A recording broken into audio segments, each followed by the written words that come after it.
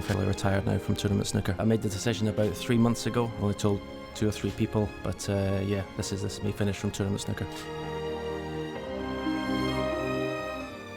What an ambassador he has been for our game of snooker, and he's helped to grow the game all over the world. Wherever he's gone, he's been very, very popular, and well done to the king of the Crucible.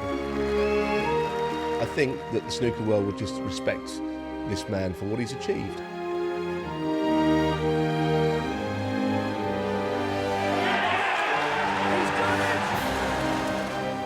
He was something special, the best player, the best match player, the best competitor I've ever known.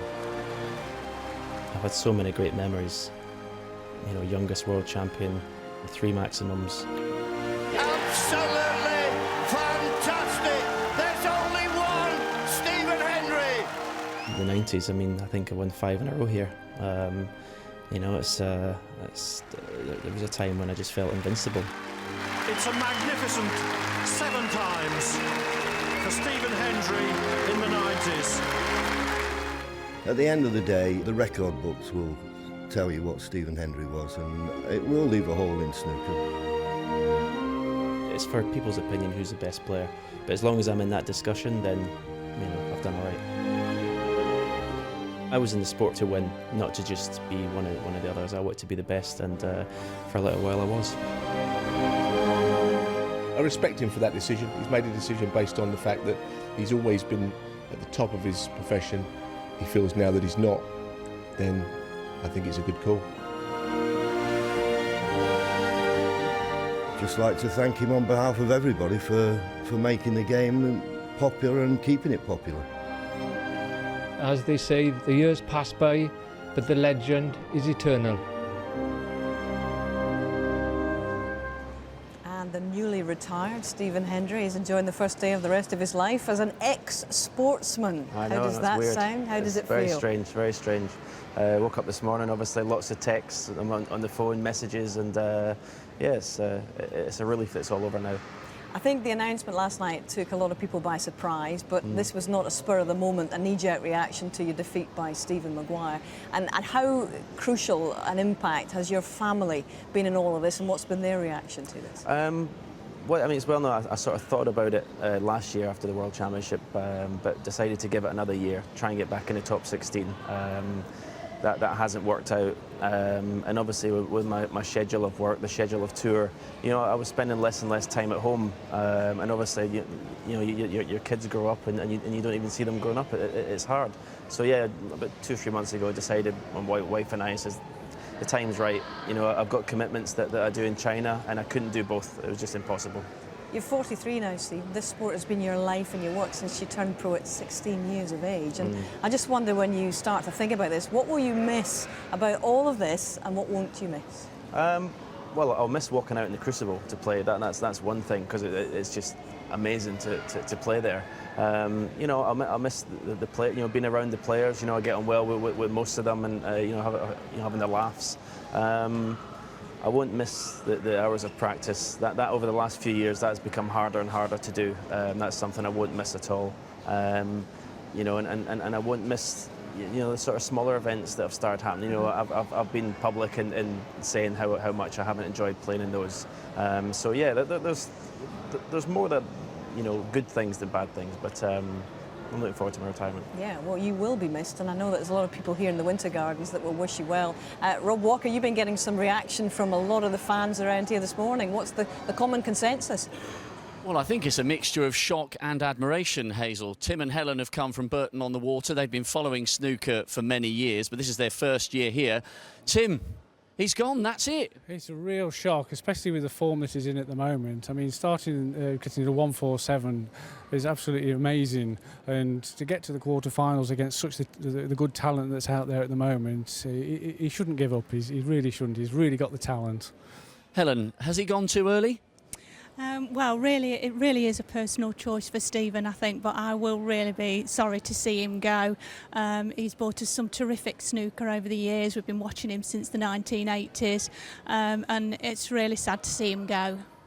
Tim, What's the great man's legacy, and who, if you can pick out a player, is capable of picking up that mantle for the next generation? Well, it's his consistency, both on and off the table, his composure. He's great to watch, you know, he's great at break building, he's great at safety play. He's going to be a hard act to follow, but maybe one of the youngsters like Judd Trump may be able to carry the mantle going forward. Well, I tell you what, Hazel, they want him back already. I think there's no chance. He's made his decision and it's final. But you know, Steve, we've had so many tweets and texts. I know you've had tons of them as well, obviously.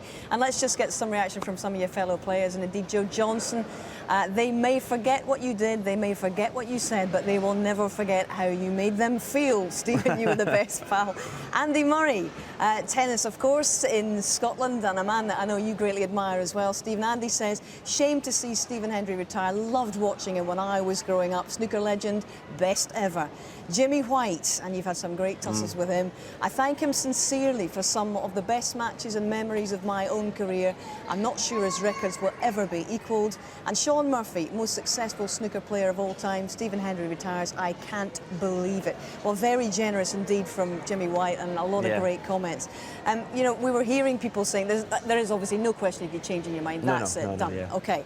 So in that respect, when you look back at that 147 a week pass on Saturday, knowing that very few people knew that you were going to retire, how much extra satisfaction did that moment give you to go out on the high? Well, I mean, obviously I was a little bit more animated than I have been for previous 147s, and that was the reason. Obviously, I knew it was my last time playing at the Crucible, and to make a 147 my last time was just, you know, I couldn't have dreamt that up. It was just fantastic feeling.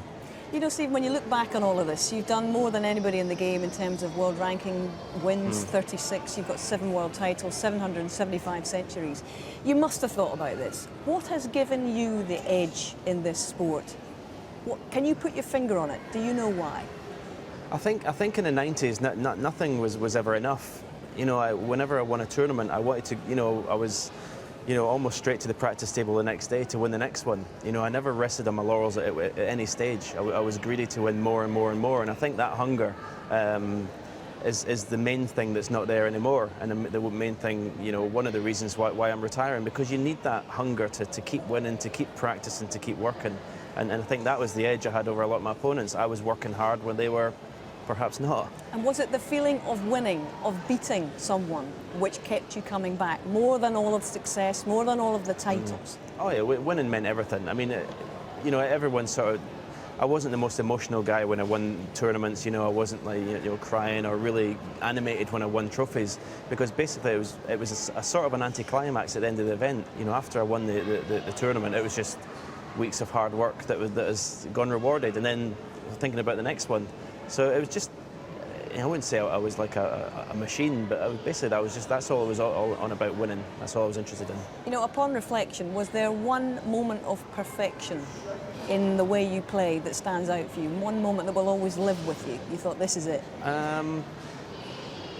Obviously your first one, first world title, the youngest world champion, but I think 147s is the most perfect thing you can do in snooker, and to do that here 3 times, you know, winning championships is fantastic, but for an actual single buzz, a 147 is just special. John Higgins actually was questioned about you and Steve Davis, and he summed it up. He said, Davis loves snooker, Hendry loves winning. I think that rather sums it up. So how are you going to suppress or indeed rechannel those competitive instincts, because they can't go away? No, but I think, you know, over the last few years, it's gradually, you know, as I said before, the hunger, the self-belief that I had in the 90s has gradually been whittled away by bad results, bad performances, and you know, that's the main reason why I'm retiring, because I'm in the sport to win. I always have been, and if you take the winning away from it, you take the enjoyment away from me. Will anyone ever surpass 7 world titles? It's looking at the way that I would say no, because there's so many great players competing with each other to win every tournament. But, you know, records are there to be broken. You don't know what's going to happen in the future. You know, John Higgins, you know, perhaps I've delayed him for one more year by beating him this year, but he's won 4. He's easily good enough if he wants to win another, you know, 2, 3, maybe 4 even. So it's hard to say. Well, Stephen, can I just say on behalf of millions of people watching, thank you so much for not just all the moments of snooker, but for the moments of sport that you've given us over the last quarter of a century. And can I also say that, as one of my colleagues once said, you're about to join the has-beens on the TV snooker sofa now. And once you get your earpiece in, because this is you at work now, pal, take a look over the schedule, running order for today, and I'll tell everybody man. else what's on offer this afternoon.